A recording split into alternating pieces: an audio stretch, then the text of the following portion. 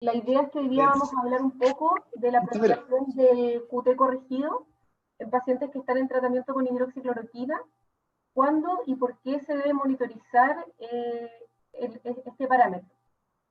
Algunos temas que vamos a abordar en esta presentación son la fisiopatología del QT prolongado, cuáles son los factores de riesgo que se asocian a tener una prolongación del QT, qué consideraciones farmacológicas debemos tener en pacientes que están bajo tratamiento con hidroxicloroquina, cuáles son las recomendaciones actuales que podríamos hacer de monitorización y cuál podría ser el manejo farmacológico en caso de tener un evento, una torsión de punta.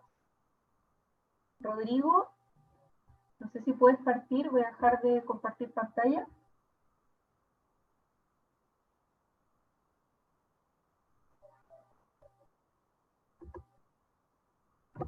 Tiene silenciado el micrófono, Rodrigo.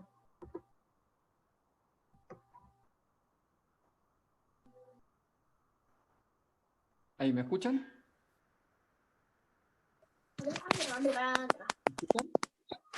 Sí, escuchamos. Perfecto. ¿Y ven la pantalla, la diapositiva en la pantalla? Sí. Sí, se ve bien. Perfecto. Todo bien. Ya. Entonces, ¿por qué el interés que tenemos actualmente en el uso de la citromicina con cloroquina? Bueno, como todos sabemos, la pandemia de COVID-19 nos ha cambiado un poquito todo el foco en nuestra actividad clínica y en la atención de los pacientes. Y básicamente el interés en estos dos medicamentos viene de un estudio francés no randomizado de 26 pacientes con 16 controles que muestra que hay una disminución en la excreción de virus con el uso combinado de estas dos drogas, ¿ya? Y su uso clínicamente ha aumentado de forma muy rápida por la gravedad de la situación actual. Sabemos que las dos drogas prolongan el QT, lo que ha generado preocupación en toda la comunidad científica por el riesgo de muerte súbita secundario de arritmias ventriculares.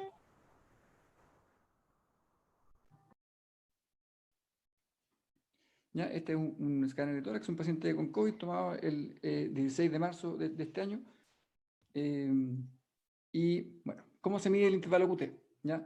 El intervalo QT es la porción del electrocardiograma que va desde el inicio del QRS hasta el final de la onda T. QT prolongado es cuando el intervalo se prolonga más allá de los 440 milisegundos en hombres y 460 milisegundos en mujeres. ¿Ya? Este es un electrocardiograma del paciente que les mostré al principio en el escáner, que muestra claramente que el QT está prolongado cercano a los 600 milisegundos. Para entender bien el funcionamiento del QT tenemos que entender los potenciales de acción. ¿Ya? Este es el potencial de acción de una célula miocárdica, en el que en la fase 0 se abren canales de sodio, entra sodio a la célula. En la fase del plató, la fase 2, hay una mantención del potencial de acción que es dependiente de calcio. Y en la fase 3 ya más cercano a la repolarización, se abren canales de potasio que permiten la salida de este ion de la célula. ¿Ya? Todo este intercambio de iones depende de múltiples canales que están en la superficie de la membrana celular. Hay canales de sodio, de potasio y de calcio, además de liberación intracelular de calcio. ¿Ya?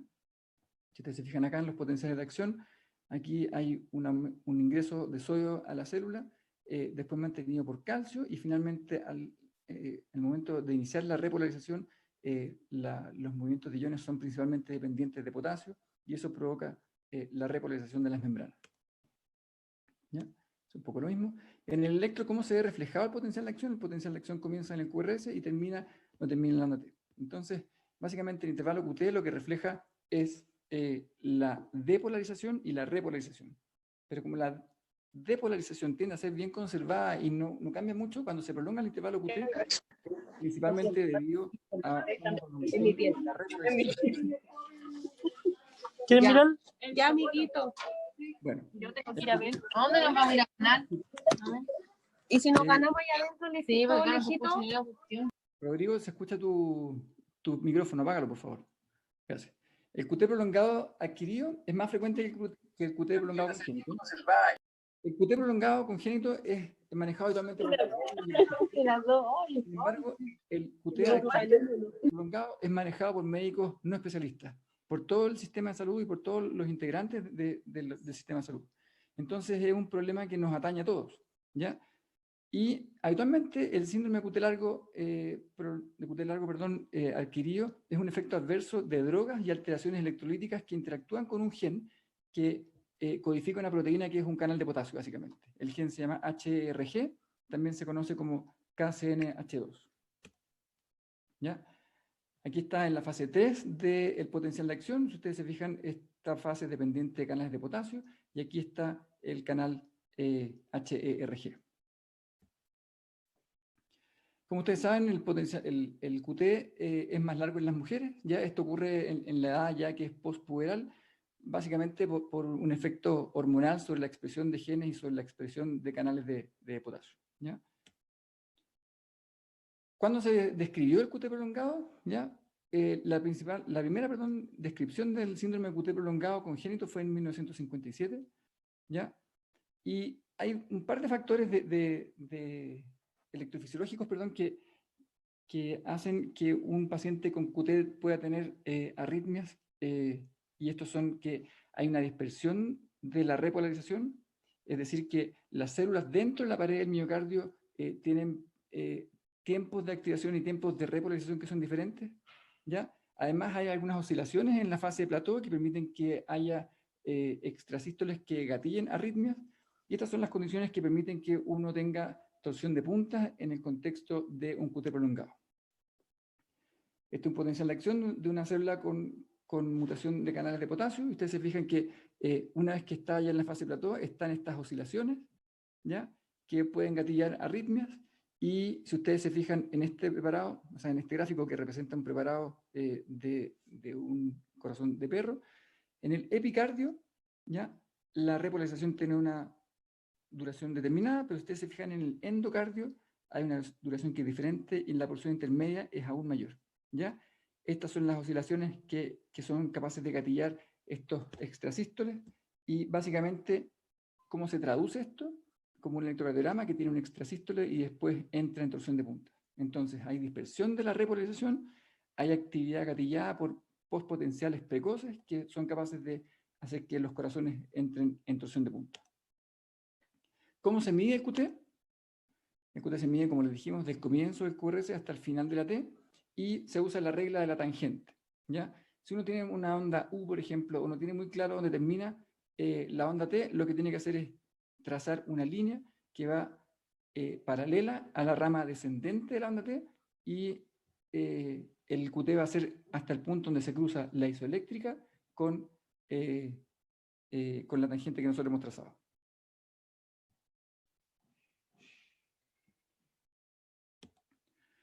Bueno, ¿cuáles son las fórmulas para el cálculo del QT corregido? ¿Ya? La más usada es Bassett, ¿ya? Que es el QT medido partido por la raíz cuadrada del intervalo RR en segundos, no en milisegundos, ¿ya? Pero Bassett tiende a perderse un poco cuando las frecuencias van sobre 90. Entonces, en esos casos uno podría utilizar estas otras dos, que son menos difundidas y menos utilizadas, que son Framingham y Friedericia. Los valores normales del QT, ¿ya? Para hombres 440, para mujeres 460. ¿Qué es la torsión de punta? Torsade de pointe en francés, descrita por este autor que es francés. Es el patrón electrocardiográfico clásico de la taquicardia ventricular polimórfica en el contexto de QT prolongado, ¿ya? En este estudio de 150 episodios de torsión de punta en 62 pacientes, se ve que el promedio de la torsión de puntas es más bien corto. No es una arritmia que sea inmediatamente letal, sino que tiene varios episodios de salvas breves de torsión de puntas que no anteceden los eventos más graves, ¿ya? Entonces, en promedio, en este seguimiento se vio que tenía 16 latidos y con un ciclo promedio de 279, es decir, una frecuencia de 215 latidos por minuto, ¿ya? Habitualmente las taquicardias ventriculares polimórficas, en el contexto de QT largo, son precedidas por un periodo de hegeminismo por extrasistolía ventricular acoplada a un QT prolongado, ¿ya? La forma de inicio clásica es un ciclo corto, largo, corto, que está determinado por la presencia de extrasistolía y después entra en la taquicardia ventricular polimórfica o torsión de punta.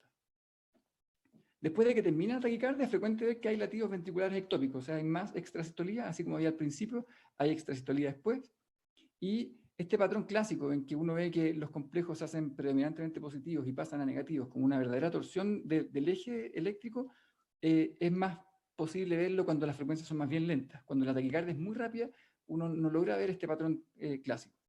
Y el otro punto que hay que tener en consideración es que la morfología de la taquicardia puede variar en un mismo paciente entre un episodio y otro.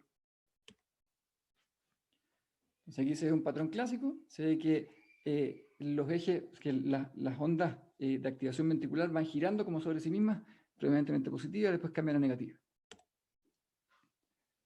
La onda T alternante es un factor predictor de arritmias ventriculares en cualquier contexto, pero la presencia de este hallazgo en el contexto de QT largo es como un factor que precede la torsión de punta, ¿ya? En los pacientes con QT congénito, con QT largo congénito, perdón, la presencia de la onda T alternante está relacionada directamente con la duración del QT.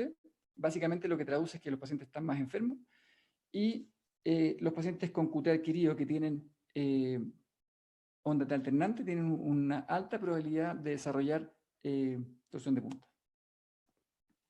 ¿Qué significa esto de la onda T alternante? ¿Ya? Es una variación latido a latido de la onda T. Este es un electrocardiograma de 2 derivaciones y abajo está la tira de ritmo y ustedes ven que con las flechas negras están marcadas estas ondas T que son positivas y luego una onda T que es más bien isobifásica. ¿Ya? Onda T positiva y así va cambiando latido a latido. Acá lo mismo, ondas T que van cambiando latido a latido y un episodio de torsión de puntas. Entonces, las causas de los QT largos adquiridos en su mayoría son secundarias a medicamentos que interactúan con este gen que codifica para estos canales de potasio. Sin embargo, no todos los medicamentos que prolongan el QT producen torsión de punta. El clásico ejemplo es la amiodarona, que es usada frecuentemente y rara vez produce torsión de punta, a pesar de que puede prolongar el intervalo QT. Versus el sotalol, que alarga el QT, pero tiene mucha incidencia de torsión de punta, cerca de un 1.8 hasta un 5% reportado, y esto se debe a que el sotalol tiene mayor dispersión de la repolarización y es generador de mayor cantidad de postpotenciales precoces. Si ustedes se fijan acá, este es también un preparado de una célula miocárdica en un control comparado con una célula que está bajo efecto de sotalol, y ustedes se fijan que se alarga el potencial de acción, por lo tanto se alarga el QT, y hay dispersión de la repolarización porque el endocardio tiene un potencial de acción que es más largo que el epicardio. ¿Ya? La amiodarona además tiene la gracia de que por su capacidad de bloquear canales de calcio impide la aparición de postpotenciales precoces. Entonces es un medicamento que alarga el QT pero que no provoca torsión de punta. Otros factores: medio interno, hipocalemia, hipomagnesemia, hipocalcemia, hipotiroidismo, hipotermia, bradicardia e isquemia. Todos pueden prolongar el QT en forma independiente o contribuir al efecto de las drogas. En pacientes hospitalizados, que es nuestro foco de atención en esta presentación, por los pacientes que pueden estar cursando con COVID, uno se fija que muchos de los pacientes de intensivo van a tener varias de estas características y varios de estos factores. Entonces, los pacientes que van a estar más graves siempre van a tener más riesgo de prolongación del QT, independiente de que sean por otras enfermedades que no sean necesariamente COVID. Por ejemplo, edad, hipocalemia, hipocalcemia, tratamiento con diuréticos, falla cardíaca, bradicardia. Entonces hay varios factores que se juntan y mientras más graves los pacientes habitualmente tienen más de estos factores. Por lo tanto, son más susceptibles de tener torsión de punta. Factores genéticos. Hay algunos factores genéticos que predisponen la aparición de QT largo adquirido, y se sabe que los familiares de primer grado de pacientes que tienen QT largo congénito tienen más riesgo de prolongación del QT secundaria a drogas. ¿Ya? Un estudio reciente en 188 pacientes con QT prolongado adquirido mostró que hasta un tercio de ellos tenían mutaciones relacionadas a QT congénito. Y en este grupo de pacientes, las mutaciones más frecuentemente fueron relacionadas al gen HRG o KCNH2, que es lo mismo, y que codifica para estas proteínas que son canales de potasio. Además, se vio que los pacientes que tenían QT largo adquirido tenían un QT que en general era más largo que el de los controles. Acá arriba están los pacientes con QT largo congénito, pacientes con QT largo adquirido y pacientes controles, entre comillas, normales. Entonces, los pacientes que tienen QT largo adquirido tienen cierta predisposición ya por un QT más largo basal o por alteraciones genéticas hasta en un tercio de ellos. Un ejemplo, una paciente con neumonía, 60, 70 años, que se trató posteriormente con ciprofloxacino. Ustedes ven que tiene un QT que es bien normal, pero con hipocalemia y con el uso de ciprofloxacino entra en torsión de punta, versus un paciente alcohólico que usó haloperidol sin tener antecedentes de QT largo congénito y que hizo una torsión de punta en el contexto de hipocalemia también. Pero si ustedes se fijan, este QT de este paciente que tenía alteración genética versus esta paciente es bastante más prolongado en el segundo caso.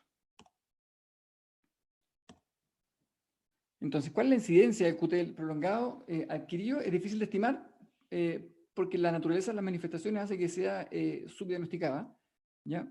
Se sabe aproximadamente que en los pacientes que tienen muerte súbita, hasta un 5 o un 7% de ellos son secundarios a QT prolongado por drogas, y algunos centros de farmacovigilancia en Europa reportan una tasa de aproximadamente un 1 por millón de personas año. ¿Sí? Y a pesar de que no se conoce con claridad la incidencia del síndrome QT largo adquirido, la prolongación del QT es la causa más frecuente para el retiro de drogas del mercado y para el retiro de drogas en investigación, ¿ya? ¿Qué diferencias hay por sexo? Se las nombré un poco al principio. Las mujeres están en desventaja con respecto a la incidencia de torsión de puntas y de QT prolongado, y tienen más riesgo de arritmias porque tienen un QT basal que es más largo, ¿ya? Se prolongan en mayor cantidad por el uso de drogas y además tienen mayor prolongación por bradicardia. Se podría decir que las mujeres tienen una reserva de repolarización que es menor. Estas flechas indican o tratan de graficar las corrientes de potasio hacia el extracelular, y bajo efecto de drogas uno puede perder un porcentaje de estas, pero si uno tiene menos corrientes, y esto puede estar un poco en relación a la menor expresión de estos genes, si uno tiene menos corrientes y están afectadas por drogas, uno podría tener mayor prolongación de QT y mayor incidencia de arritmias. Ya. En este momento, Mariana va a continuar con las consideraciones farmacológicas de esta presentación.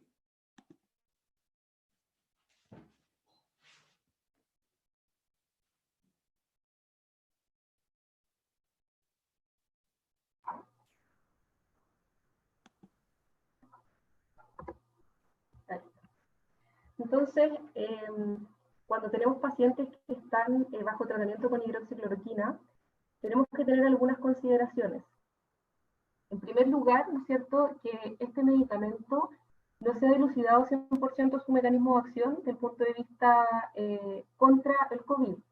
Se ha planteado, ¿no es cierto?, que la elevación del pH que produce a nivel de endosomas y lisosomas podría inhibir la liberación de la cápside viral, y también que este fármaco sería capaz de inhibir la glicosilación del receptor de la ECA2 y por tanto la entrada del virus, por lo tanto la fusión del virus a la membrana celular. Se han evaluado distintos regímenes de dosificación en algunos trabajos. Actualmente la dosis que está sugerida por la Sociedad Chilena de Infectología y la Sociedad Chilena de Medicina Intensiva es una dosis de carga de 400 miligramos cada 12 horas por un día, y posteriormente una dosis de mantención de 200 miligramos cada 12 horas por 5 días, la cual podría prolongarse hasta 10 días dependiendo de la severidad del cuadro. Debemos tener presente que este fármaco tiene múltiples efectos adversos. Sin embargo, las reacciones adversas más reportadas o serias son principalmente la retinopatía, que se usa principalmente al uso crónico y dosis elevadas, dosis mayores a 6,5 miligramos por kilo día. Las cardiovasculares, que principalmente es la que nos vamos a centrar ahora, ¿no es cierto?, la prolongación del QT, y reacciones adversas metabólicas como hipoglicemia.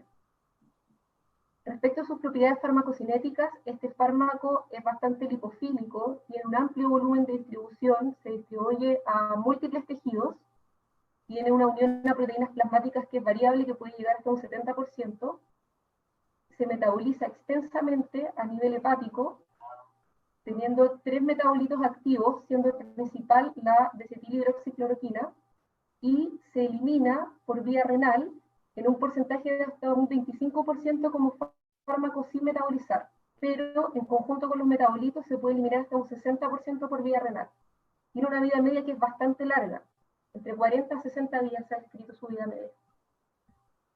Por lo tanto, cuando vamos a utilizar este medicamento tenemos que tener principalmente en consideración que pueden haber interacciones farmacológicas y además que podemos tener pacientes que cursen con falla hepática o falla renal.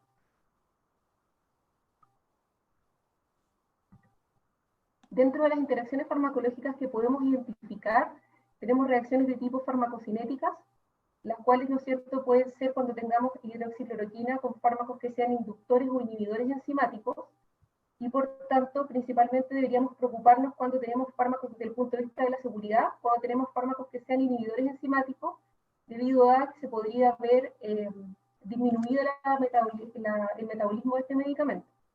Del punto de vista farmacodinámico, debemos tener precaución, ¿no es cierto?, cuando tenemos otros fármacos junto a hidroxicloroquina que prolonguen el QT. Ya sabemos que se ha recomendado la combinación de hidroxicloroquina y acitromicina, por lo tanto, ahí ya tenemos dos fármacos que prolongan el QT. Por lo tanto, se debe hacer una evaluación a cada paciente para ver si es que existen otros medicamentos que también puedan producir una prolongación del QT y se debe evaluar su necesidad. En general, los grupos más frecuentemente identificados son los antiarrítmicos, antibióticos, antidepresivos, antifúngicos y antipsicóticos. Sin embargo, podemos encontrar una lista bastante detallada que se les voy a mostrar a continuación. No vamos a ir al detalle nombrando cada medicamento, pero actualmente hay una organización sin fines de lucro llamada Credible Meds, la cual se formó desde una fundación de distintas corporaciones con fines de investigación y que está apoyada por la FDA. Esta organización evaluó, tuvo una metodología de investigación en la cual evaluaron todos los medicamentos en los cuales se ha reportado que puedan prolongar el QT y asignan distintas categorías en cuanto a si el riesgo que tienen de producir torsión de punta. ¿Cómo evalúan este riesgo? En el fondo lo que ellos hacen es evaluar distintos aspectos. Uno de ellos es cuántos estudios disponibles hay respecto de que asocian este fármaco a prolongación del QT. ¿Cuántos estudios podemos encontrar que muestren que el fármaco prolonga el QT? También evalúan los reportes que hay en la base de datos de la FDA respecto a la prolongación del QT de este medicamento que se está investigando. También se ve cuál es la información que está en el prospecto del medicamento. Y en base a esta investigación, ellos clasifican a los medicamentos que prolongan el QT de acuerdo al riesgo de producir torsión de punta. Y aquí salen 4 categorías. La primera son que se debe tener en consideración fármacos que, independientes de la frecuencia, son fármacos que se relacionan con producir torsión de puntas. Hay un riesgo conocido de que el fármaco puede producir esto. Después están los fármacos que hay un posible riesgo de que produzcan torsión de punta. ¿Qué quiere decir esto? Que si bien el fármaco prolonga el QT, no está 100% claro si el fármaco puede producir torsión de punta. Después están la categoría de riesgo condicional, en la cual son fármacos que pueden producir torsión de puntas, pero bajo otras condiciones, es decir, desbalance electrolítico, dosis supraterapéuticas, falla orgánica, etc. Y drogas que se deben evitar en pacientes que tengan síndrome de QT prolongado, que en el fondo todos los fármacos de las primeras 3 categorías se deben evitar en estos pacientes. Entonces, como pueden ver, ellos asocian, ¿no es cierto? Y, por ejemplo, amiodarona, se los muestro porque, como mencionó el doctor Altamirano, es un fármaco que produce torsión de puntas con baja frecuencia. Sin embargo, está clasificada como de riesgo conocido, porque en el fondo si es de baja, a pesar de ser de baja frecuencia, hay estudios que relacionan a este medicamento con eventos de torsión de puntas. Entonces aquí no estamos enfocados en la frecuencia, sino que a la evidencia que relaciona el uso del fármaco con torsión de punta. También, ¿no es cierto?, tenemos los que habíamos mencionado que era riesgo posible, que podrían producir, y, ¿no es cierto?, los de riesgo condicional. Entonces, frente a dudas, nosotros podemos ingresar a esta base de datos para ver si es que nuestro paciente, los medicamentos que está recibiendo, alguno de ellos está dentro de estas categorías y por lo tanto deberíamos tener a lo mejor un mayor cuidado y evaluar la necesidad de ese medicamento. ¿Qué otras consideraciones debemos tener en pacientes que están bajo tratamiento con hidroxicloroquina? Si bien no existe evidencia sustancial que permita un ajuste de dosificación de este medicamento, sí existen recomendaciones de que este fármaco debería ajustarse en pacientes que tengan un clearance de creatinina menor a 10 ml minuto o que se encuentren en hemodiálisis. La recomendación es que la dosis debería reducirse a un 50%. Respecto a falla hepática, la Sociedad Americana de Reumatología para pacientes en terapia crónica recomienda que este medicamento no debería ser utilizado en pacientes que tengan daño hepático avanzado, principalmente pacientes que tengan un puntaje de Child-Pugh-C. Por lo tanto, si tenemos un paciente que tiene una falla hepática importante, posiblemente se debería evaluar la seguridad de este medicamento. Como mencionó el doctor Altamirano, hay distintos factores de riesgo que se han asociado a la prolongación del QT. Actualmente hay algunos sistemas que nos permiten evaluar el riesgo del paciente incorporando todos estos factores. Este es el score de riesgo de Tisdale, en el cual se incluyen todos los factores que mencionó el doctor Altamirano previamente y se les asigna un puntaje. De acuerdo al puntaje total, uno puede saber si el paciente tiene bajo riesgo, riesgo moderado o riesgo alto. Y también de acuerdo a este riesgo, tal vez establecer la frecuencia de la monitorización. A continuación, el doctor Altamirano va a hablar de las recomendaciones de monitorización en estos pacientes.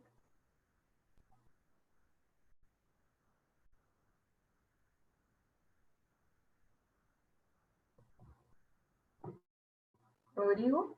Sí, voy a decir.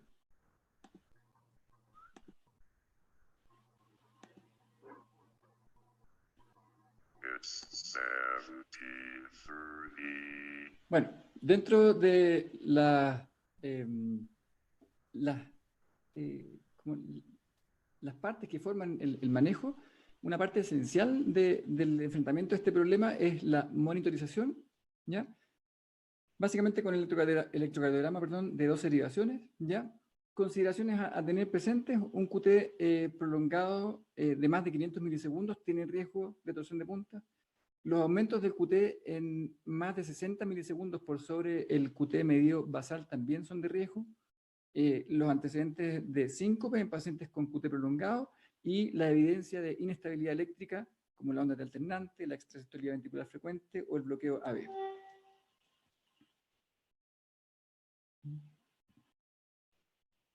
Acá tenemos un electro de un paciente que tiene un ciclo corto, largo, corto y que entra en torsión de puntas, pero ustedes se fijan, una hora antes, este paciente ya tenía extrasistolía ventricular frecuente y tenía la presencia de onda T alternante, ¿ya? Entonces, estos son factores predictores y presentan un alto riesgo de desarrollar torsión de punta. Entonces, en el contexto mundial actual han salido varias publicaciones y aquí hay un documento del American College de Cardiología para promover o por lo menos dar algunas ciertas guías de cómo manejar a estos pacientes en el contexto del uso de estas dos drogas, ¿ya?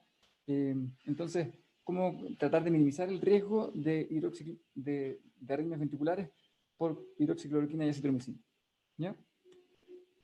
¿Qué tenemos que tener como consideraciones antes de enfrentarnos? Es que los pacientes con COVID-19 tienen mayor riesgo de prolongación del QT por su condición médica, independiente de que usen o no usen estos medicamentos, ¿ya?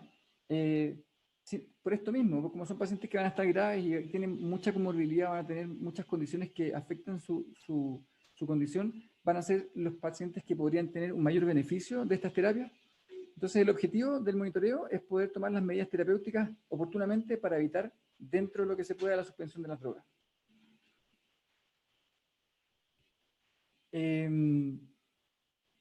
También hay que evaluar el riesgo, mortalidad y beneficio del monitoreo, ¿ya? La duración del esquema terapéutico con acitromicina y con cloroquina es relativamente breve, de 5 a 10 días, y el riesgo de muerte por prolongación del QT existe, pero podría ser menor que el beneficio potencialmente obtenido con estos tratamientos, ¿ya? Y estos beneficios del tratamiento pueden ser extrapolables a la población, de modo que si los pacientes excretan menos virus va a haber una menor tasa de contagio. No les voy a decir qué es lo que es cada medicamento, la Mariana ya hizo esa parte, pero en relación a los antimaláricos, no hay casos de muerte arrítmica registrados en los sistemas de vigilancia de la OMS. Puede ser en parte porque esté subreportado. Muchos países no tienen un sistema de reporte obligatorio. Y en la acitromicina hay algunos casos más bien escasos que muestran que alrededor de 47 muertes arrítmicas por día por millón de tratamientos. O sea, es un evento más bien infrecuente. En cloroquina no hay nada establecido y hay 47 dentro de 1 millón de tratamientos, es bastante bajo, pero la combinación de ambos no está bien estudiada. Entonces, sabemos que uno podría predecir un poco la probabilidad de QT prolongado basándose en este score que dijo la Mariana, de las características basales de los pacientes más la cantidad de medicamentos que prolongan el QT. Y en este score nos vamos a fijar en los pacientes de alto riesgo, que están clasificados como los que tienen más de 11 puntos dentro de estos factores de riesgo, ¿ya? Entonces, ¿cuáles son las recomendaciones prácticas para pacientes hospitalizados? ¿Ya? De base, cuando uno se aproxima por primera vez a los pacientes, lo que hay que hacer es suspender y evitar todos los medicamentos que prolonguen el QT y que no sean críticos para la condición del paciente, ¿ya? Como segundo punto, evaluar un electrocardiograma de reposo, función hepática, renal, policlinics de las drogas, como dijo la Mariana, y evaluación de magnesio, potasio y calcio. Y si es que es posible, buscar un cardiólogo o un electrofisiólogo que les mida QT para saber si el paciente tiene riesgo o no y estar tranquilos en el momento inicial. ¿Qué contraindicaciones relativas? Lo que les nombré al principio, que son los factores de riesgo para tener torsión de puntas, que son básicamente un QT de base de más de 500 milisegundos o un aumento de más de 60 milisegundos desde el basal. Y también la historia previa de síndrome QT prolongado o síncope. Después, durante el tratamiento, lo que hay que hacer es básicamente monitorizar con telemetría, si es que se disponen. Muchos de estos pacientes van a estar en intensivo, intermedio, así que telemetría vamos a tener. Optimizar y medir diariamente el potasio, ¿ya? Tomar un electro 2 a 3 horas después de la segunda dosis de hidroxicloroquina y después una vez al día hasta que el paciente sea dado de alta. Y si el QT aumenta de 60 milisegundos por sobre el basal o tiene un absoluto de 500 milisegundos, hay que reducir la dosis de hidroxicloroquina o suspender la acitromicina. Y si el QT permanece largo, a pesar de que uno suspendió la acitromicina o disminuyó la dosis de hidroxicloroquina, uno podría reevaluar el riesgo-beneficio y eventualmente suspender la hidroxicloroquina o hacer una interconsulta electrofisiológica.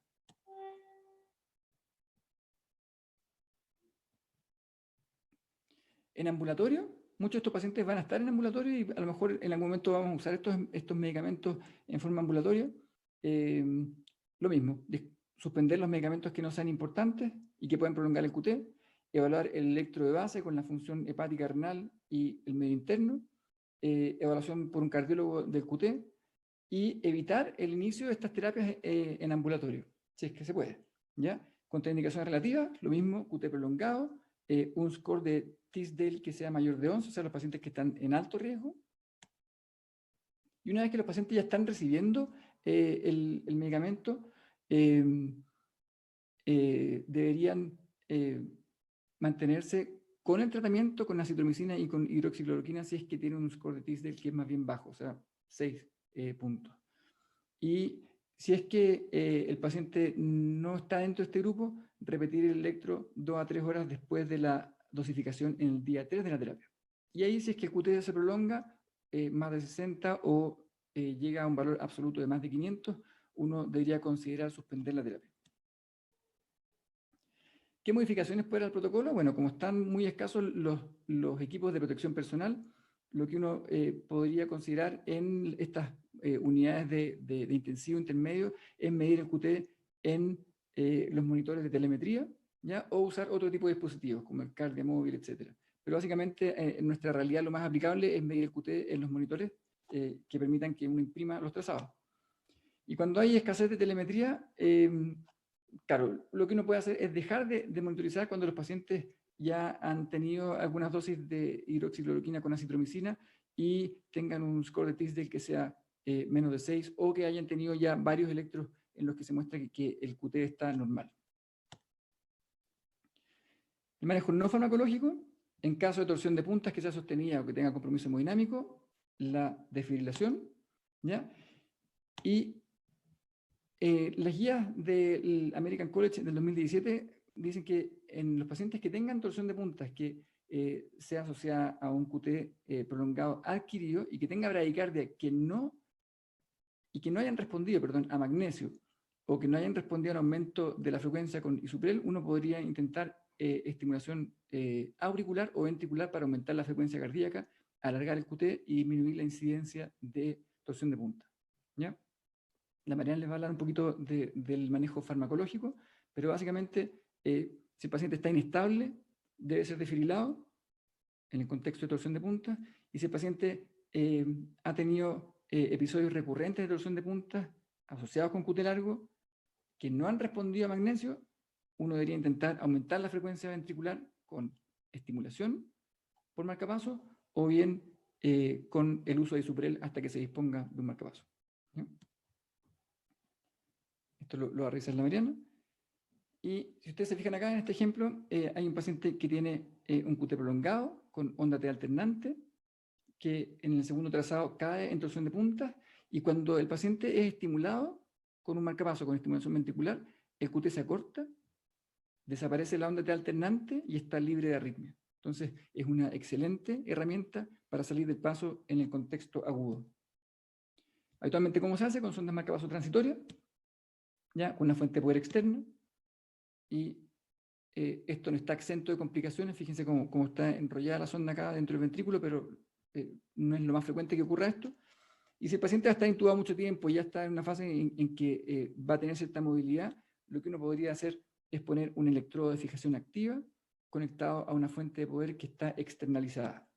Entonces aquí ustedes ven que hay un electrodo de fijación activa, como uno pondría perfectamente una sonda marcapaso transitoria, pero este electrodo permite que el paciente se movilice, que se levante, que haga la kinesioterapia, etc.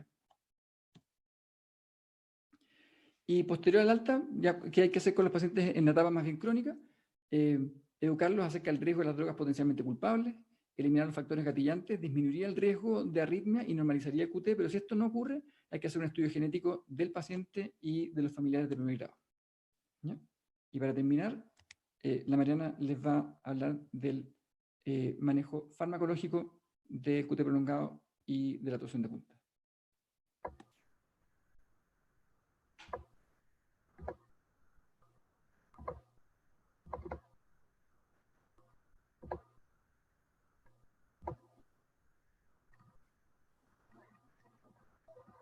Entonces, respecto del manejo farmacológico, después de, ¿no es cierto?, cuando ocurre este evento, si bien dijo el doctor Altamirano, lo que debemos hacer es primero buscar si es que el paciente tenía algún desbalance electrolítico. Debemos corregir en caso que el paciente tenga hipocalemia, e idealmente siempre debemos tratar de que el nivel de potasio sea mayor a 4.000 equivalentes por litro. También debemos corregir si es que hay hipocalcemia, y el sulfato de magnesio está indicado independiente de que el paciente tenga o no niveles de magnesio normales. Por lo tanto, el magnesio se debe administrar sí o sí en dosis de 1 a 2 gramos en 15 minutos. Si es que no disponemos de la alternativa de esta sonda marcapaso, podemos utilizar isoproterenol en dosis en una infusión continua, en dosis que van entre 2 a 10 gramos minutos. Es importante saber que si bien se mencionaba que estos fármacos se han utilizado por mucho tiempo y que en general se asocian con poca frecuencia a prolongación del QT, Hoy en día se están utilizando de una forma en una mayor población, un mayor número de población, y se están utilizando asociados, ¿no es cierto?, a citromicina, que es otro fármaco que prolonga el QT. Por lo tanto, vamos a ir recibiendo también información nueva. Este es un estudio retrospectivo del Langone Medical Center de Nueva York, en el cual ellos evaluaron la prolongación del QT en 84 pacientes que recibieron tratamiento con hidroxicloroquina y acitromicina. En este estudio, ellos vieron que 30% de los pacientes tenían un incremento de más de 40 milisegundos después de iniciar tratamiento con hidroxicloroquina y acitromicina. En general, este incremento se presentó al tercer o cuarto día de tratamiento. También observaron que 11% de los pacientes tuvieron un QT corregido que se prolongó a más de 500 milisegundos. Sin embargo, no observaron ningún episodio de torsión de punta. Respecto al análisis estadístico, cuando quisieron identificar factores de riesgo, en la regresión logística multivariada, el único factor que se asoció con significancia estadística a prolongación del QT fue el desarrollo de falla renal aguda durante la hospitalización de los pacientes. El tratamiento con amiodarona y el valor de creatinina al inicio del tratamiento no tuvieron una significancia estadística. Sí hubo una asociación, pero esta no fue estadísticamente significativa. Tampoco hubo una diferencia estadísticamente significativa en cuanto al QT de base en este estudio. Entonces, como mensajes finales de esta presentación, nos interesa que todos podamos recordar que cuando tenemos pacientes que van a iniciar estos tratamientos, debemos identificar activamente si es que los pacientes tienen factores de riesgo para tener prolongación del QT. Se debe hacer una evaluación exhaustiva para ver si es que ahí existen interacciones farmacológicas o existe presencia de falla renal o hepática, si se requiere algún ajuste de dosis. También se debe evaluar, ¿no es cierto?, el riesgo de prolongación del QT. Sabemos, como mencionamos en esta presentación, que hay un score que nos permite clasificar al paciente en distintos grados de riesgo, que dentro de nuestras posibilidades, lo que se recomienda actualmente, ¿no es cierto?, es una monitorización con electrocardiogramas seriados, y que si nos enfrentamos a un evento de una prolongación del QT, debemos poner en balanza riesgo-beneficio respecto al tratamiento, y, ¿no es cierto?, por supuesto, suspender todos los fármacos que no sean necesarios, y dentro de estas recomendaciones, ¿no es cierto?, suspender acitromicina en primer lugar, antes de plantearse la suspensión de hidroxicloroquina. Corregir cualquier desbalance electrolítico que tenga el paciente. No sé, si tienen preguntas, por favor les pido que las hagan a través del chat, y ahí nos van a hacer llegar las preguntas. La base, acá tengo la primera pregunta. Me están preguntando cuál era la base de datos para revisar los fármacos que pueden prolongar QT. Esta base de datos pueden buscar en Google Credible Meds, o también pueden escribir qtdrugs.org, y eso también los lleva directamente a la base de datos. Acá hay una pregunta para el doctor Altamirano, por si pueden, por favor, activar su micrófono, respecto a si es necesario monitorizar el intervalo QT todos los días.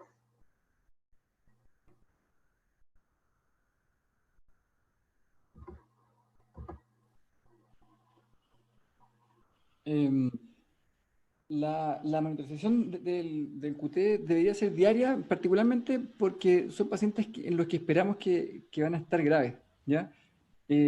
La primera parte de las recomendaciones que les mostré son en pacientes hospitalizados, y los pacientes que van a estar hospitalizados probablemente van a estar más graves y van a tener un score de Tisdale probablemente más alto, porque van a tener múltiples condiciones que son potencialmente prolongadoras de QT: hipocalemia, falla renal, etcétera, interacciones farmacológicas, etcétera. Entonces, en la primera etapa, al menos, o en el grupo de los pacientes hospitalizados, yo creo que es razonable y recomendable el monitoreo diario del QT.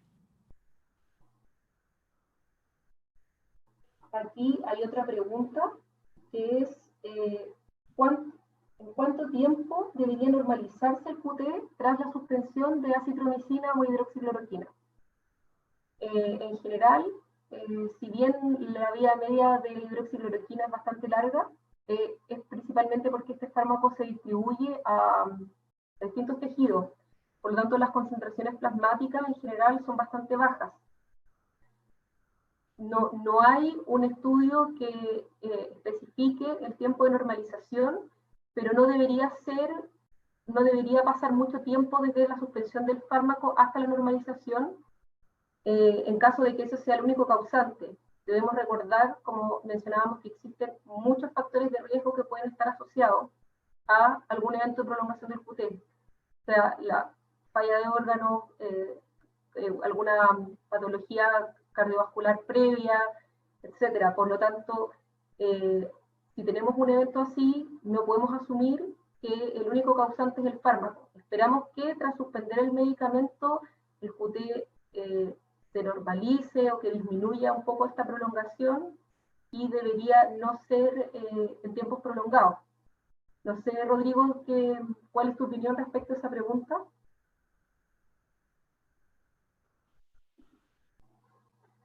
¿Me escuchan? Sí. Sí, claro, la vía media es un punto importante a considerar. También esa es un poco la gracia del monitoreo. Si uno tiene monitoreo y ve que el QT se ha normalizado después de la suspensión, tiene certeza de que el paciente está fuera de riesgo. En general, el riesgo de torsión de puntas en pacientes en los que se ha suspendido la droga culpable es bien bajo. Entonces, yo no consideraría que sería un tiempo muy prolongado. Pero sí también hay que tener en mente que los pacientes que persisten con QT prolongado en el seguimiento pueden haber sido pacientes que tenían una enfermedad genética que les prolongaba el QT, o sea, tenían un síndrome congénito en vez de un síndrome de QT prolongado adquirido. Entonces hay que estar un poco atento en esa parte, pero lo habitual va a ser que los pacientes tengan un QT normal en pocos días después de la suspensión de los medicamentos, dependiendo también de lo que decía la Mariana, de la vía media y los factores de eliminación según cómo esté la función renal y hepática de esos pacientes. Aquí hacen otra pregunta respecto de que no quedó muy claro el mecanismo de acción y la inhibición de entrada del virus y en qué tipo de pacientes se está utilizando. No está 100% dilucidado, pero los estudios muestran que en el fondo lo que haría el fármaco sería primero inhibir la fusión de la membrana del virus con la membrana plasmática, ¿no es cierto?, celular, a través de la inhibición de la glicosilación de este receptor. El virus tiene una proteína, que es la proteína S, que se une al receptor de la enzima convertidora de angiotensina, y así esta unión permite la fusión de ambas membranas. Se plantea que la hidroxicloroquina podría inhibir el fondo de este proceso a través de la glicosilación de ese receptor, entonces la proteína del virus no podría unirse. Y además, ¿no es cierto?, una vez que ocurre la fusión del virus con la membrana celular, después hay un proceso en el cual se produce la liberación de la cápside viral para que el virus pueda, ¿no es cierto?, ingresar a la célula. Y también se plantea que este proceso estaría inhibido a través del aumento de pH que ocurre en los endosomas y lisosomas producidos por la hidroxicloroquina. En general, la duración de este tratamiento, que también preguntaron, ¿en qué tipo de pacientes? En general, lo que está recomendado en pacientes, principalmente pacientes hospitalizados, es decir, pacientes con neumonía grave. Otra pregunta que están haciendo respecto de los niveles sanguíneos de hidroxicloroquina, ¿se pueden ayudar a predecir el riesgo de QT prolongado? En general, sí hay una asociación, porque el mecanismo, ¿no es cierto?, la prolongación del QT se produce porque el fármaco bloquea, ¿no es cierto?, canales de potasio. Por lo tanto, si tengo una mayor cantidad de fármaco, tengo un mayor riesgo, pero no hay nomogramas, no hay una relación que diga a qué concentración del fármaco voy a tener un mayor riesgo. Por lo tanto, uno tiende a pensar que si uno, por ejemplo, disminuye la dosis, el riesgo sería menor, pero no hay algo que esté establecido. No sé, Rodrigo, si tú tienes una información distinta. No estoy de acuerdo con esa observación, pero hay que acordarse que no todos los pacientes que están expuestos a una droga van a tener prolongación del QT, entonces lo más probable es que un nivel plasmático no vaya a ser igualmente tóxico, entre comillas, para todos los pacientes. Entonces, la respuesta tiene cierta variabilidad personal y eso está relacionado a factores adquiridos y a factores genéticos. Entonces, no hay como dice la Mariana, un normograma que lo diga. Es lógico pensar que sí está relacionado, pero la respuesta individual es muy variable en este ámbito, ¿ya? Y había otra pregunta más que decía que la clínica Mayo recomienda la suspensión de los antimaláricos si hay una torsión de punta y sopesar el riesgo-beneficio del QT si aumenta por sobre 60 milisegundos. Y preguntan si es que solamente puede disminuirse la dosis en caso de QT prolongado o bien suspender la acitromicina. En general, si el QT está prolongado, uno va a optar por suspender la acitromicina y mantener la hidroxicloroquina. Y si eso persiste prolongado, a pesar de que uno ha bajado la dosis de hidroxicloroquina o ha suspendido la acitromicina, ahí hay que evaluar el riesgo-beneficio.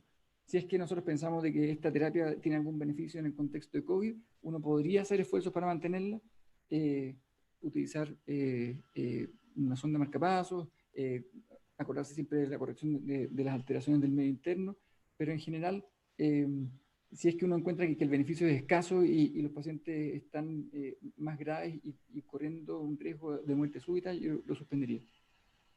Sí. Lo único precisar, que tú lo mencionaste, Rodrigo, pero para aclarar, el primer paso, si es que se presenta una prolongación, sería suspender acitromicina. Claro. Y después, si esto persiste, evaluar la reducción de dosis de hidroxicloroquina. Finalmente, ¿no es cierto?, evaluar el riesgo-beneficio de la suspensión. Claro. Preguntan si es recomendable el tratamiento paralelo con electrolitos. Como se mencionó en la presentación, lo ideal es corregir, evaluar, monitorizar los electrolitos seriadamente para ver que no haya desbalance, ¿no es cierto? Idealmente tener niveles de potasio sobre 4 y niveles de calcio también sobre límites normales. Pero en el fondo, si es que eso está corregido, administrar adicionalmente electrolitos no tendría algún rol. Si el paciente presenta un evento de torsión de puntas, como se mencionó, se debe administrar sulfato de magnesio. No sé, Rodrigo, si tú quieres precisar algo más en esa respuesta. Sí, no, estoy de acuerdo con eso. El magnesio actúa no acortando el QT, entonces no va a prevenir el riesgo relacionado a la prolongación del QT. Lo que hace es disminuir la incidencia de torsión de punta. El QT se va a cortar porque uno suspenda la droga, porque mejora el potasio o corrige el magnesio base, pero los bolos de magnesio son para suprimir la incidencia de torsión de punta y eso lo logra el magnesio porque inhibe corrientes de calcio que son las que generan los postpotenciales que gatillan la torsión de punta. Entonces, si uno no ha tenido torsión de punta, no debería usar bolos de magnesio. Hay otra pregunta que dice si hay algún otro signo que nos puede hacer sospechar pacientes con QT largo por este riesgo de exposición del personal y la falta de EPP. No hay otra forma. El QT largo es una alteración electrocardiográfica que está relacionada a muerte súbita y a arritmias ventriculares, pero no hay un biomarcador, no hay otra forma de medirlo ni estimar el riesgo si no es con un electro. La forma que uno podría utilizar sí es con un monitor. En lo que hablamos durante la presentación de la telemetría, uno puede medir el QT en la telemetría y eso tiene una correlación bastante buena con las alteraciones del QT en el electrocardiograma. Me preguntan respecto si se puede usar cloroquina, como esta se metaboliza en hidroxicloroquina. La cloroquina es una alternativa, sin embargo, dado que su toxicidad es mayor, o sea, el hecho de que la hidroxicloroquina en el fondo es la misma molécula de la cloroquina, pero con un grupo de hidroxilo, y esto se ha visto y se plantea que disminuye la toxicidad del fármaco en alrededor de un 40%. Por lo tanto, si tenemos la alternativa de hidroxicloroquina disponible, debería ser nuestra primera alternativa. En caso de no tener hidroxicloroquina, deberíamos usar cloroquina, la dosis son 500 miligramos, son por 5 días, son 500 miligramos cada 12 horas por 5 días. También nos preguntan si hemos tenido alguna experiencia de la combinación hidroxicloroquina y acitromicina, si hemos visto pacientes que han mejorado. En Clínica Las Condes actualmente hay pacientes que han estado bajo tratamiento y que han tenido una respuesta favorable. Rodrigo, hay una pregunta de la bulimia y el gasto cardíaco en embarazo. No sé si podrías mencionar algo de eso. No tiene mayor relación el gasto cardíaco con la prolongación del QT. Quizás en las embarazadas la presencia de taquicardia haga necesario que uno cambie la fórmula para medir el QT corregido en frecuencias que son sobre 90, que uno debería cambiar de fórmula y dejar la fórmula de Bassett e intentar la de Framingham. Pero no hay una diferencia en el efecto cardíaco por esto, ¿ya? Así que yo no lo consideraría como un grupo separado del resto. Rodrigo, hay otra pregunta de monitorización que plantea en un paciente que no está crítico, hospitalizado pero no crítico, con un score de Tisdale menor a 6, si se debe medir QT diario. Claro, yo usaría las recomendaciones de la segunda parte de la presentación, que se refieren a pacientes en ambulatorio, que es aplicable a un paciente que está no crítico en el hospital. Y si el paciente tiene un Tisdale menor de 6 y tiene un QT que está normal, uno podría dejar de monitorizarlo, ¿ya? Esa es como la recomendación del Colegio Americano de Cardiología. Hay una pregunta de administración de hidroxicloroquina por sonda nasogástrica. En general, lo que está escrito es que la hidroxicloroquina no hay una variación importante en la absorción con los alimentos, por lo tanto no requeriría teóricamente suspensiones prolongadas de la nutrición enteral. Sin embargo, se debe tener en cuenta que este fármaco puede haber ciertas dificultades, por lo tanto debe ser muy bien triturado para lograr su suspensión. Y la dosis no varía en cuanto a... me preguntan si la dosis varía cuando se administra el fármaco por sonda nasogástrica. No, la dosis no varía. Sin embargo, más adelante vamos a tener una presentación que va a estar enfocada a todas las consideraciones farmacológicas que hay que tener en pacientes con tratamiento COVID. Le agradecemos también las preguntas y les contamos que vamos a tener más presentaciones que van a ir para abordar otros puntos también de la farmacología de los pacientes con tratamiento para COVID. Muchas gracias por haberse conectado y asistir a esta clase virtual.